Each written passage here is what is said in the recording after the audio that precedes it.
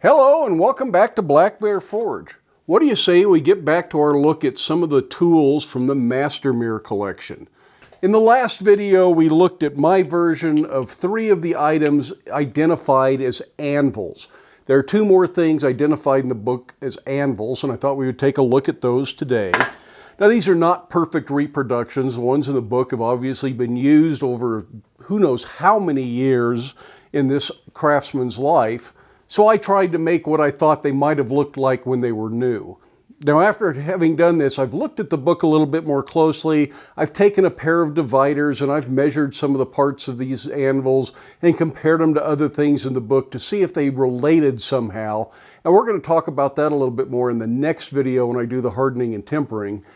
But I might make another more accurate version that is more in keeping with exactly what I see in there to test the theory. But you're going to need to tune in for that next video if you want to see what that theory is. Now there were lots of you in the comment sections that had all sorts of theories on what these were used for, how they were used. The truth is, we're never going to know unless we invent a time machine. So if any of you have a time machine so we can go back and watch this person work, I would love to hear what you find out. Let's get started on today's anvils. The first one is something that most of us would recognize and most of us would find use for in the shop. So even if you have no interest whatsoever in Viking age blacksmithing, this is a tool you might like. It's a simple beak or bick or bick iron, bickern, whatever you want to call it. It's just a single-sided horn. So if you're working on some sort of an anvil-shaped object, a big lump of steel, a railroad track, but you need a horn, this is the solution to the problem. And apparently it's a very old solution to the problem. We're going to start again with 4140 just because I want to make tools that are a little bit more durable than perhaps the originals were. The originals were probably wrought iron and maybe they had some steel welded to them, maybe they didn't. The book doesn't tell us that. So I'm starting with 5 inches of 1 inch square 4140, and that works out to be about 125 millimeters by 25 millimeters square. So let's take a look at where we are going with this little anvil. So this first anvil is simply a round horn with a square shank that would go into a stump. Shank is tapered pretty much to a point. This is a lousy drawing, so don't take the drawing as a literal representation. And it has a sort of an upset square corner that wasn't very well done. And I'll see if I can actually do a little bit better job, but it had this divot in there. Doesn't hurt anything. I'm sure it was a completely useful tool.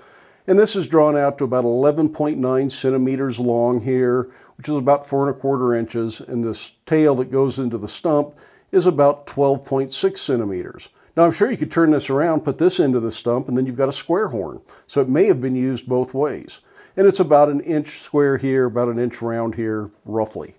The second little anvil is a little dinky thing. That's 3.4 centimeters. That's about 1 1/4 inches across, square on one side, round on the other, and it has a little tail. Whether that's an anvil or not, we don't know, but it looks very similar to a double bick or bick iron, and we're going to go ahead and make one like that and also make it out of tool steel. This made out of just wrought iron I don't think would last, so it wouldn't surprise me at all if that whole thing was made out of steel. But again, the book does not tell us. Now I'm going to work in the gas forge today just because I've been using it. It's already pretty warm, too hot to pick up and move to get to the coal forge underneath. I think I'm going to start by drawing out the square section. 4140 is tough stuff to forge. It does take work.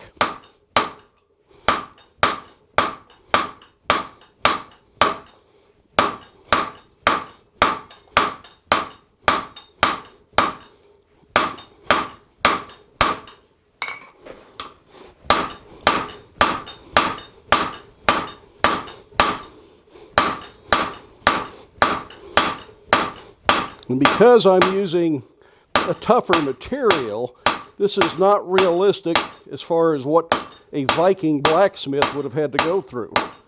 Wrought iron forges much easier.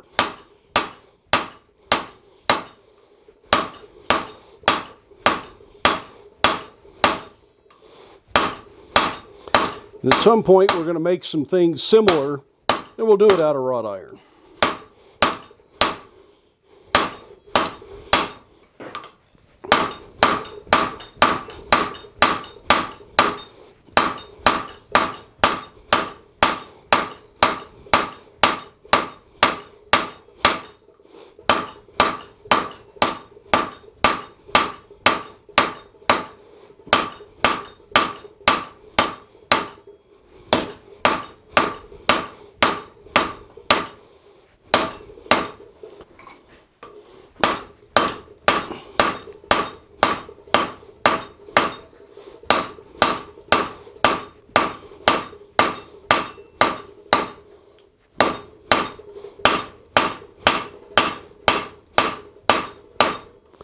I want to use just a little bit more than half of my material for this square side.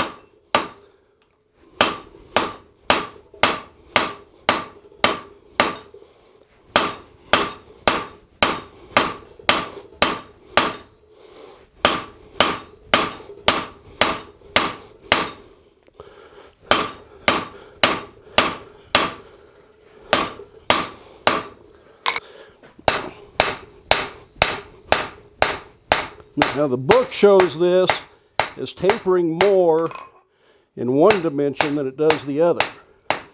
So I'm not going to keep this as an even four-sided taper at this point.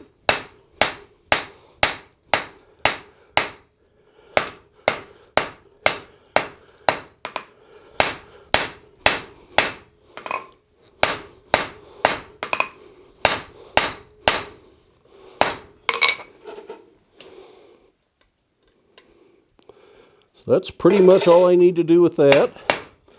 Let's turn it around now. And we'll taper the other side, and this one's rounded, and it is a more even taper. Pretty much the same thing. Start off with a square taper. And then we'll go octagon and round as we get close.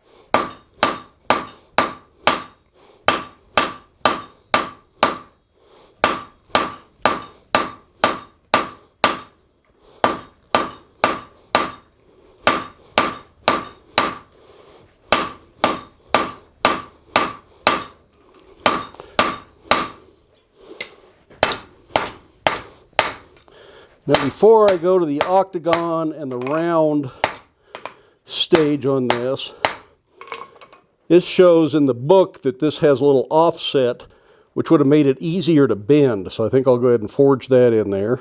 Let's do that with some half-face blows at the edge of the anvil.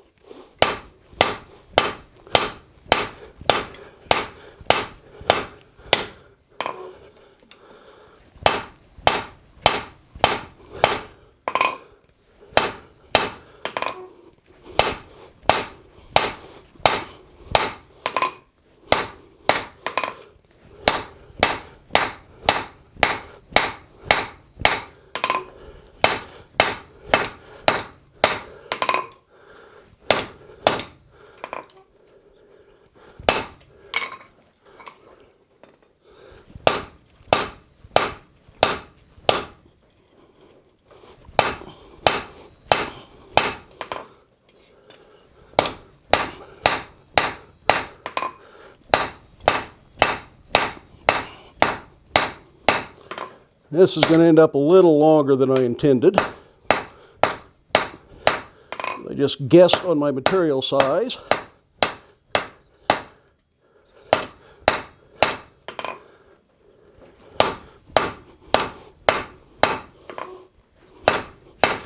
But I believe it will be just fine. We're going the octagon now.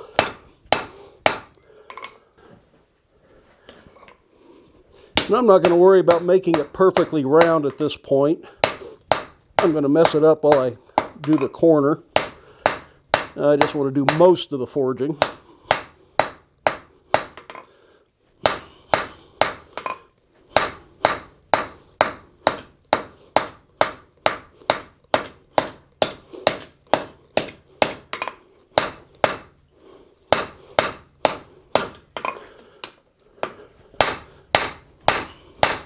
So now I'm going to want to bend it right where I've put that offset. Now another advantage of actually making this out of wrought iron is I would be able to quench this so that it bends better. But not having done it out of wrought iron, we're just going to have to do it this way.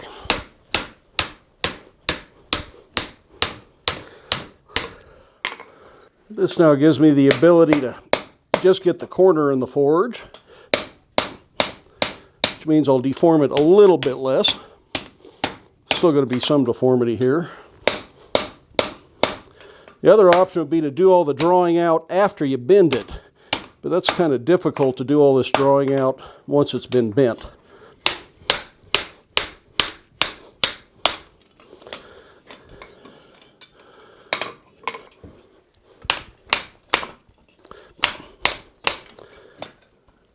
This one already has a little bit cleaner bend than the original, so I don't really have to worry about it too much, but I wouldn't mind it just a little bit cleaner than it is.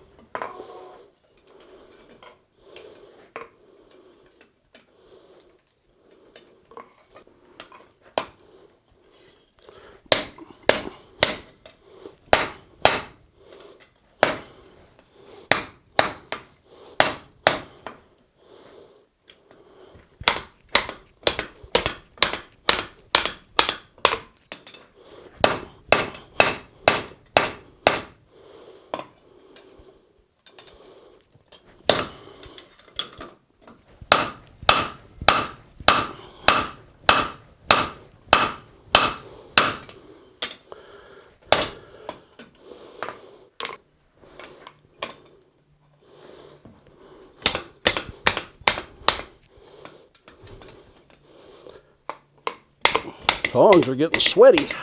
It's a hot day today. We can round the horn up a little bit better.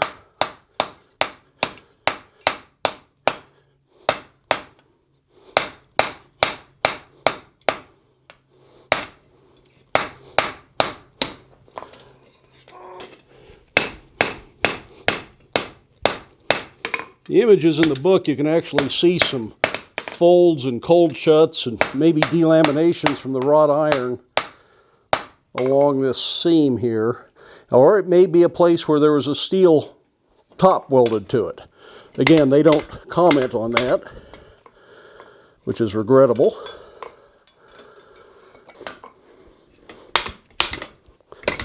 Just want to improve the angle here. The one in the book is pretty much 90 degrees at the, it's not a crisp 90, but it forms 90.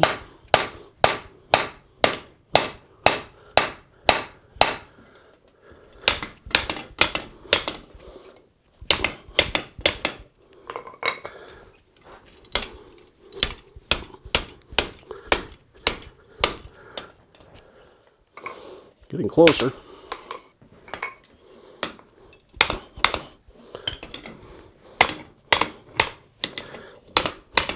Now, if I were making one of these and letting myself use all of the modern tools, I probably would have used a torch for controlled heat and then bent this under the fly press.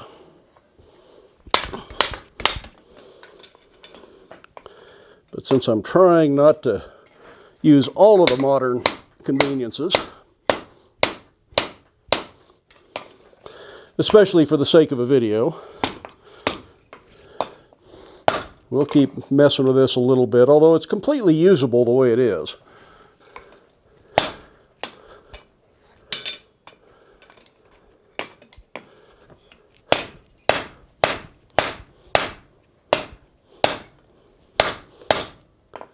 I think I'm pretty happy with this.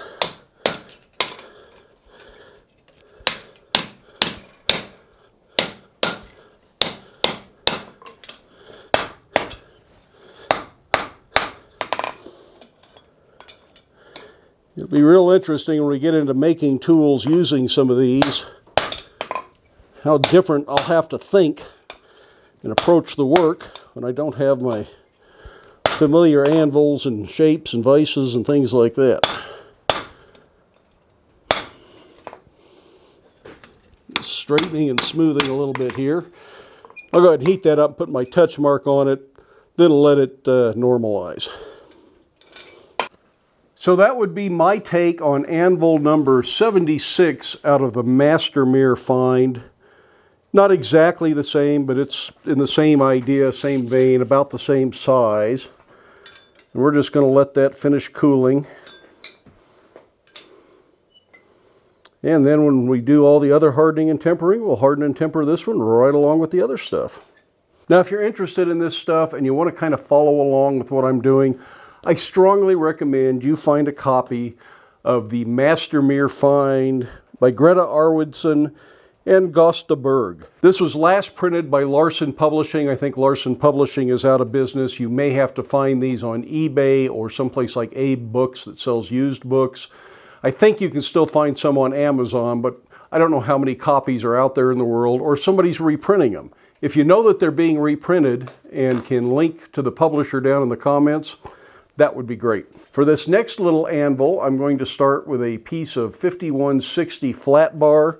It's just a convenient bar that I happen to have around, so I'm going to use that to make this last anvil. And I'm just going to start this with a half face blow, create that little leg that supports the top of the anvil. Do it on both sides. It's just a little T shape. And then this also upsets the bar because this bar isn't quite as thick as the anvil is. So by the time I'm done with this, it will be.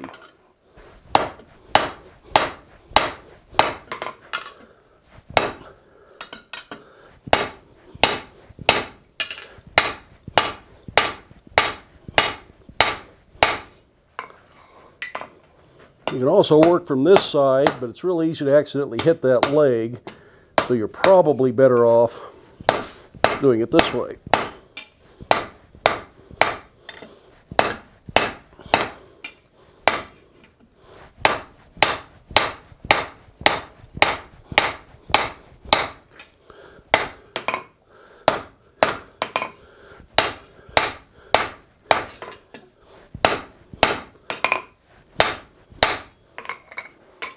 Now this is getting close to a point that I'll go ahead and cut it off and separate it so I can refine it a little bit better.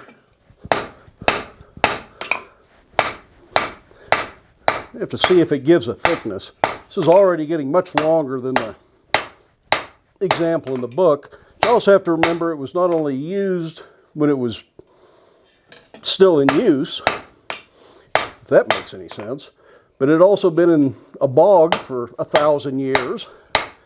And it may have eroded away a little bit.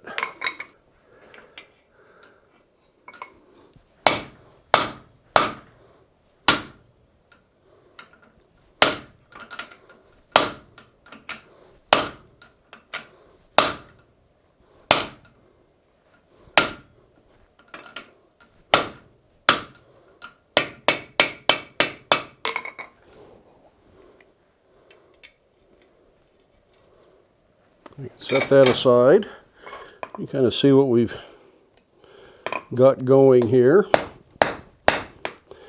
Now this little leg here is listed as 2.2 centimeters or 22 millimeters.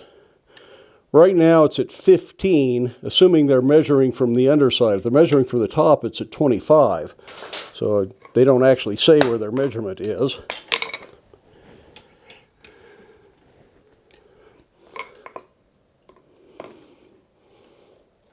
But I think it should be a little bit longer than it is, so I'm going to see if I can get in here and draw that out this way. It's going to be a little bit difficult, but we might be able to do it. It's a little bit of a difficult thing to get a good hold on here.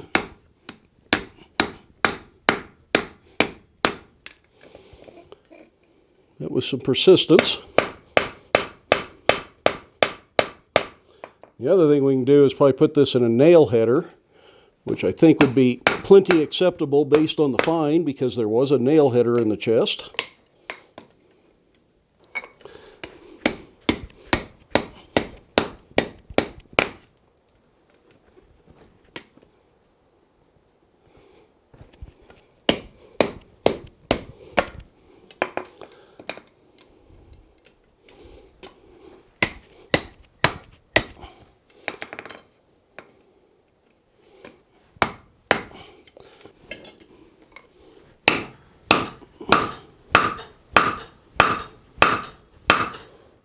Still leaves that leg a little bit short, but it's a lot better.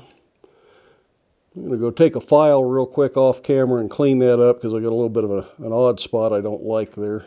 I'm also going to take a moment and trim these ends, because it's, even assuming it was larger when it was first made, it is considerably larger than what it is in the book.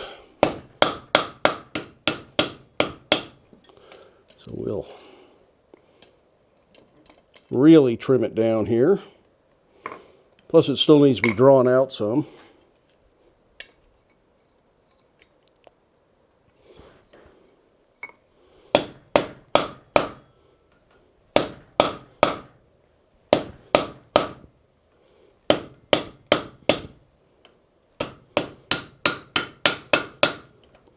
This certainly is not a blacksmithing anvil. Some people have speculated maybe he was doing some kind of jewelry work, and that's possible, although there's no other evidence of it other than tiny anvils. The hammers are all much, much bigger than the anvils would suggest. But there were also some locks with the find, and it looked like maybe some unfinished lock springs, which would suggest maybe he was also working on locks. There were certainly evidence that he was working bronze, both in raw materials and some bronze cauldrons in various stages of falling apart and having been repaired, which they speculate were really just raw materials for this person. They were too far gone to be something he was actually fixing.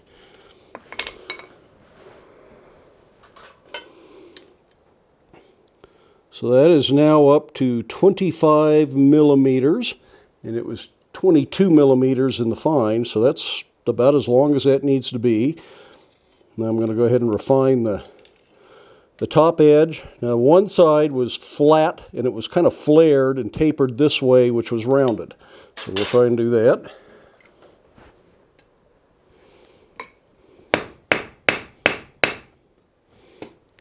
We just want to forge a little bit of a flare into that. That's pretty much all that end's going to get. This other end will draw out just a little bit and round it up.